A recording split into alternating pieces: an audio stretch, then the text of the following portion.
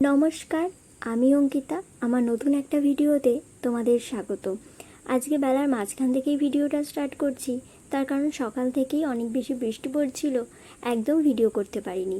এখন দেখলাম বৃষ্টিটা একটু থেমেছে, তার জন্যই ভিডিও করলাম। আর দেখো, আকাশে কিন্তু এখনও মেঘটা রয়েই গেছে।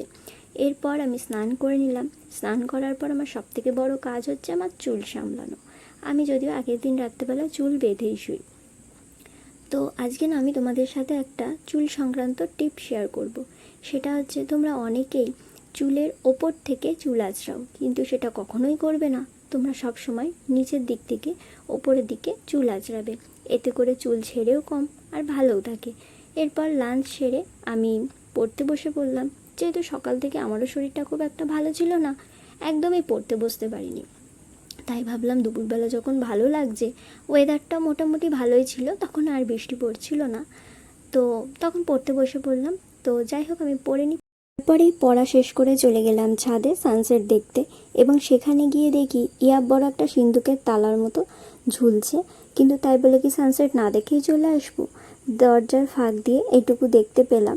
দেখো কি সুন্দর ভিউ, তাই না? আচ্ছা, তোমাদের কাদের কাদের আমার মতো সানসেট দেখতে ভালো লাগে কমেন্টে জানি। এরপর যেটা প্রতিদিনের প্রবলেম, যে সন্ধ্যেবেলা টিফিনে গিয়ে খাবো, ভাবতে ভাবতে বাপিকে ফোন করাতে বাপি কফি এবং চপ পাঠিয়ে দিল। এবং সন্ধ্যেবেলার টিফিনে আমি আর মা মিলে চপ মুড়ি খেলাম। চপ আর মুড়ির কম্বিনেশনটা একদম রবনে বানাদি জড়ি, তাই না? কার কার ভাল লাগে কমেন্টে জানিও। আর আজকের মতো ভিডিওটা এইটুকু, দেখা হবে পরবর্তী কোনো ভিডিওতে।